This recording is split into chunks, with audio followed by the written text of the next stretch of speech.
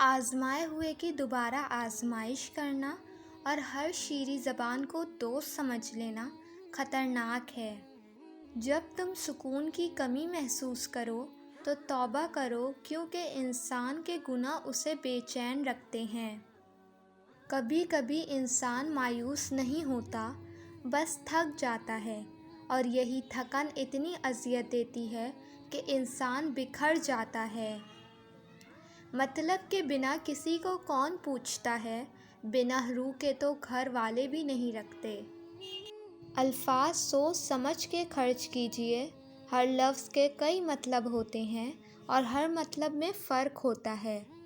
اگر خوش ہو تو آہستہ سے ہنسا کرو تاکہ غم نہ جاگ جائیں، اور اگر غمگین ہو تو آہستہ سے رویا کرو تاکہ آنے والی خوشی نا امیدی میں نہ بدل جائے۔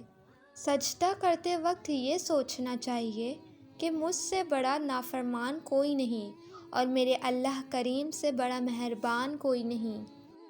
دکھ اشتہار لگانے کے لیے نہیں ہوتے، اور جو لوگ اپنے دکھوں کا اس طرح اشتہار لگاتے ہیں وہ صرف ان سے کمائی کرنا چاہتے ہیں۔ کبھی کبھی ہماری زندگی میں مشکلات کا ایک لمبا سلسلہ چل پڑتا ہے، اور یہ تب تک چلتا رہتا ہے جب تک ہمیں سبق نہیں سکھا دیتا۔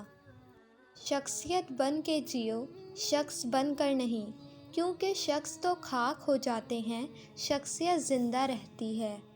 لفظ کبھی واپس نہیں پلٹتے، اور ہم کچھ نہ کچھ ایسا ضرور کھو دیتے ہیں جو ہمیں پھر کبھی نہیں ملتا۔ نئی بنیادیں وہی لوگ رکھ سکتے ہیں جو اس بات سے اچھی طرح واقف ہوں کہ پرانی بنیادیں کیوں بیٹھ گئی تھیں۔ خواب اور حقیقت کے بیچ جو فاصلہ ہوتا ہے وہ ڈر کا ہوتا ہے۔ جو ڈر گیا وہ اپنے خواب کو کبھی حقیقت میں نہیں بدل سکتا۔ اپنے الفاظ پہ غور کریں، یہ کسی کے لیے زخم تو نہیں بن رہے۔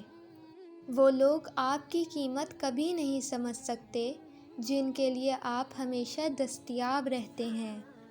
آپ کی ہزار مخلصانہ کوششوں کے باوجود بھی اگر جانے والا جاننا چاہے تو اسے سب سے قیمتی تحفہ جو آپ دے سکتے ہیں وہ ہے راستہ۔ زندگی سے ضد کرنا چھوڑ دو، کچھ صلے اس جہاں کے لیے نہیں ہوتے، سبھی خواہشیں اس دنیا میں پوری ہونے لگیں تو پھر اگلے جہاں کے لیے کیا باقی رہ جائے گا۔